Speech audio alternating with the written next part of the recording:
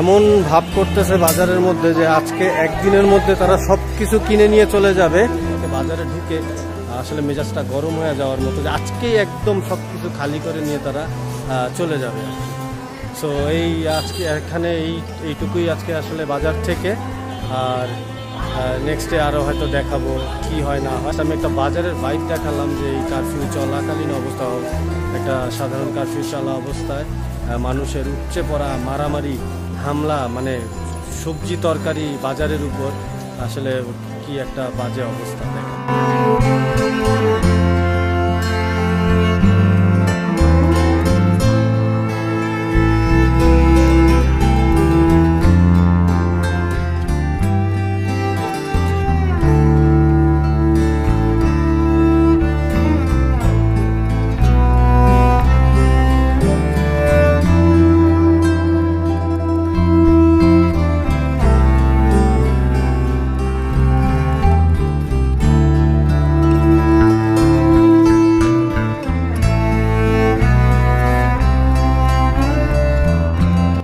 সন্ধ্যাকালীন অবস্থা, কারফিউ জারি আছে। আর কিছুক্ষণ আগেই আসলে বাসার সামনে 3টা টিয়ার সেল নিক্ষেপ করেছে প্রশাসন থেকে। মেবি ওই দেখতে পাচ্ছেন সামনে রিক্সা আলাদা যে জড়ো হয়ে যায় সেগুলোকে সরানোর জন্য।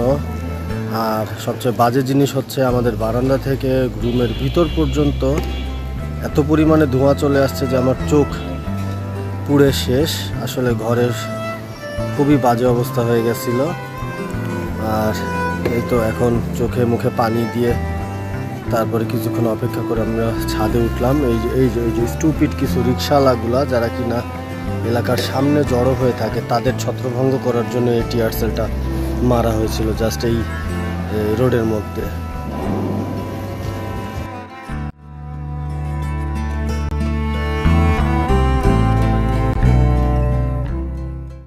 আসসালামু আলাইকুম এভরিওয়ান, কেমন আছেন আপনারা সবাই? আশা করি যে যেইখানে আছেন সুস্থ আছেন, সেফ আছেন, নিরাপদে আছেন। আর আমি এখন কথা বলছি এই কারফিউ চলাকালীন সময়টা। আর যখন হয়তো আপনাদের মাঝে আমি এই ব্লগটা ছাড়বো তখন ইনশাল্লাহ হয়তো এইসব সময় পার করে দিয়ে তারপরে সব কিছু স্বাভাবিক হলেই আমি আবার এটা ইউটিউবে আপলোড দিতে পারবো, ইউটিউব অথবা আমার ফেসবুক পেজে। সো আজকে 20 তারিখ সারাদিন কারফিউ তো চলছেই। আর গত 19 তারিখ রাত থেকে 12টা থেকে কারফিউ স্টার্ট হয়ে গেল। আর তারও আগে 18 তারিখ থেকে সারা ঢাকা শহর আর আমি যেই এলাকাটায় থাকি খুবই রণক্ষেত্রে পরিণত হয়েছিল এই এলাকাগুলা। এখন হচ্ছে না, আজকে অন্তত হচ্ছে না, গতকালকে পর্যন্ত খুবই বাজে অবস্থা ছিল। আর যারাই করুক আসলে এইগুলা থামিয়ে দেওয়া উচিত। আমাদের জানমালের অনেক সমস্যা হচ্ছে। আমরা যারা সাধারণ মানুষ আছি আমরা খুব বেগ পোহাচ্ছি ব্যাপারটাতে। একটা ব্যাপার শুরু হতে হতে যে এখন এত বড় একটা পর্যায়ে ছড়িয়ে যাবে আসলে এটা অনেকটা কল্পনার বাইরে ছিল। যাই হোক, তবে আল্লাহর কাছে দোয়া করি আল্লাহ যাতে সব কিছুকে আবার আগের মতো সুস্থ স্বাভাবিক করে দেখ। আর নিশ্চয়ই সরকার থেকে পদক্ষেপ নিচ্ছে অথবা সরকার থেকে চায় না যে জনসাধারণ এতটা ভোগান্তির ভিতর পড়ুক। তারাও হয়তো কোনো না কোনো অ্যাটেম্প নিচ্ছে জিনিসটাকে খুব দ্রুত সিকিউর করার আর কিওর করার। সো যাই হোক, আল্লাহ ভরসা, দেখা যাক। বাট ফিল লাইক আমার এখন মনে হচ্ছে যে কোভিডের যে পিরিয়ডটা আমরা পার করে এসেছি সেটার ফার্স্ট ডে সেকেন্ড ডে আমার কাছে যেমন লাগছিল ঠিক আজকেও আমার কাছে তাই লাগছে। আমি এখন আমার বাসার গ্যারেজে বসে কথা বলছি, আসলে নাথিং টু ডু। ফ্রেন্ডসরাও তারা বার হচ্ছে না ঘর থেকে, আর আমিও বার হচ্ছি না। আর বাইরে বেশ পুলিশ, বিজিবি যারা মোতায়েন আছেন আর কি, তারা টহল দিচ্ছে।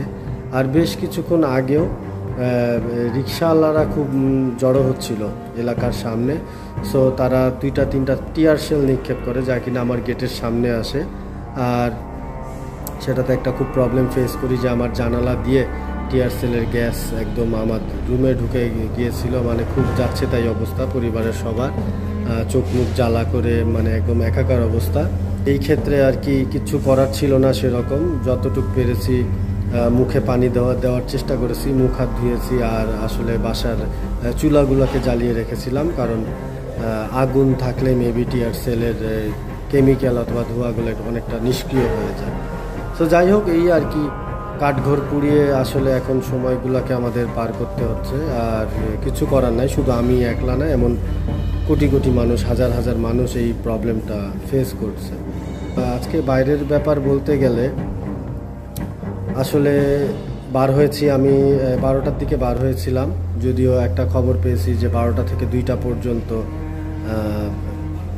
বাজারঘাট করার জন্য একটা পারমিশন আছে আর কি। যার যার প্রয়োজনীয় জিনিসপত্র পিক করার জন্য একটা সময় নির্ধারণ করেছে তারা। 12টা বাজে বার হওয়ার পরে আমি বাজারের দিকে গিয়েছি। আর আজকে খুবই মেজাজটা গরম হয়ে গেছিলো বাজারে গিয়ে। আমরা সবাই জানি, একটা বিশ্বাস আছে যে আমাদের দেশে কিন্তু যুদ্ধ শুরু হয়নি, দিস ইজ নট ওয়ার।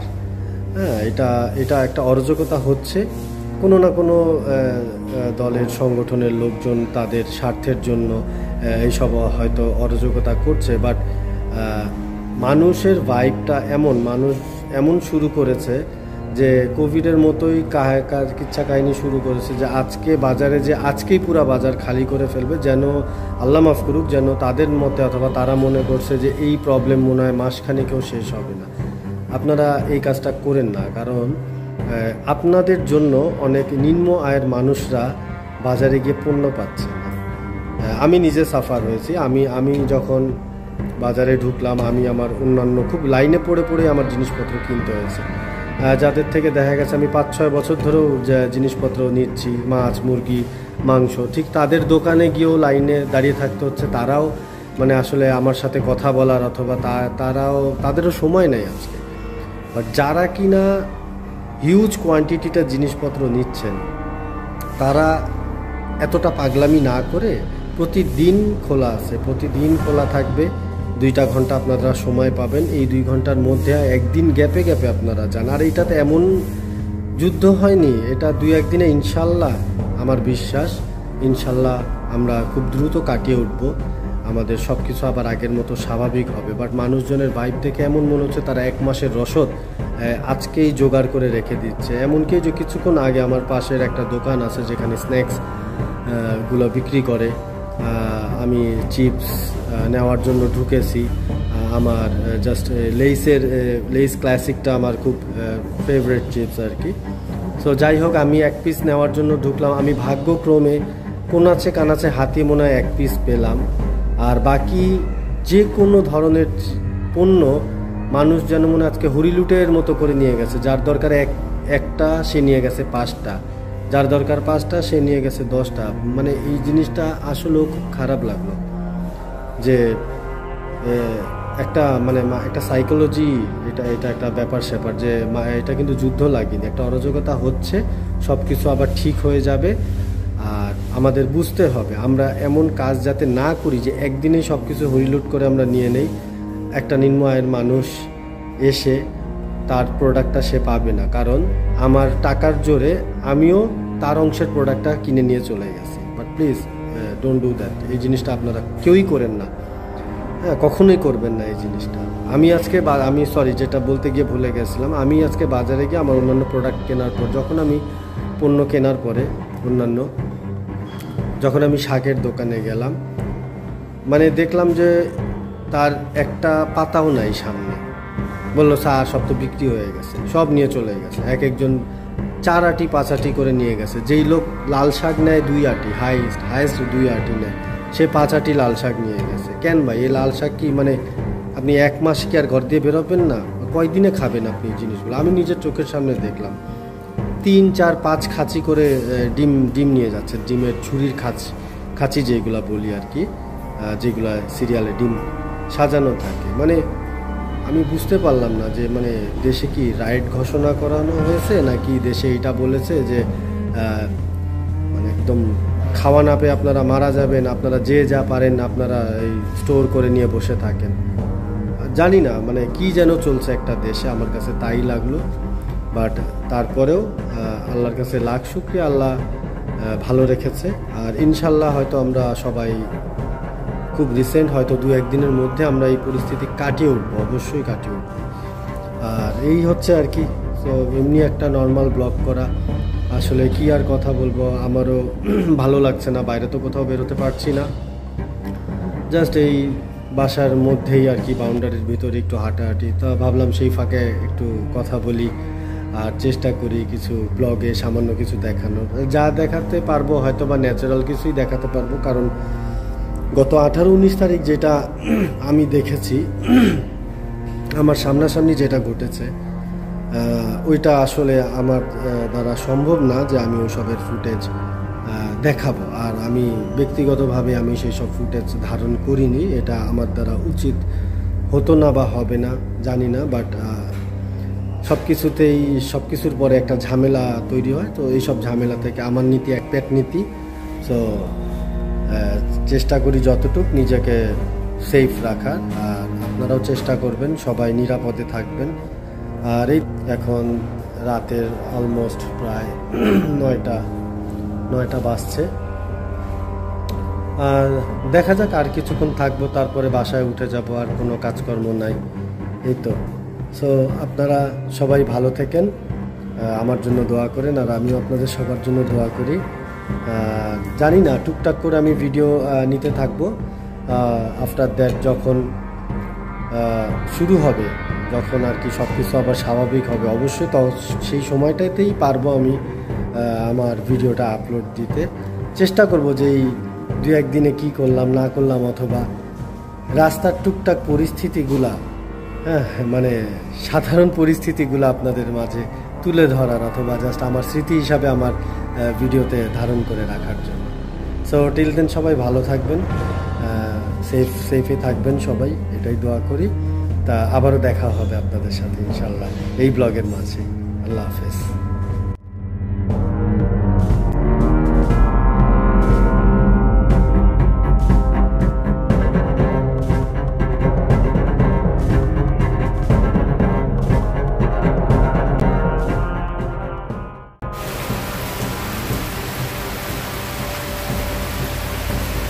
একদিকে চলছে কারফিউ, আর আজকে কারফিউর 3য় দিন।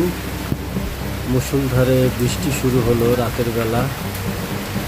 আসলে রাস্তাঘাট একদম স্তব্ধ হয়ে রয়েছে পুরোপুরি, আর সেই সাথে কিছু করার নাই। আসলে রাতের সময়গুলো খুব অলস সময় কাটে, যেহেতু আমরা ইন্টারনেট কানেকশন থেকে বঞ্চিত, আপাতত এখনও বঞ্চিত। সো বৃষ্টি দেখেই সময় কাটাচ্ছি বারান্দায় এসে।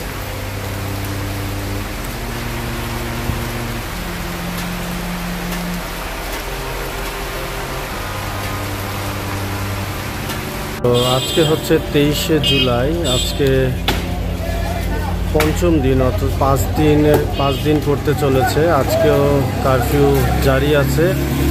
আর আজকে অবশ্য টাইমটা দিয়েছে আপনার 1টা থেকে 5টা পর্যন্ত ফ্রি টাইম। সো এই তো একটু আসা বাজারে, দেখি বাজারের পরিস্থিতি আজকে কি অবস্থা বাজারের ভেতরে। আজকেও কি মানুষের উপচে পড়া ভিড় নাকি? অবশ্য আমি সময় একটু আগেই আসছি, সো দেখা যাক কি হয়।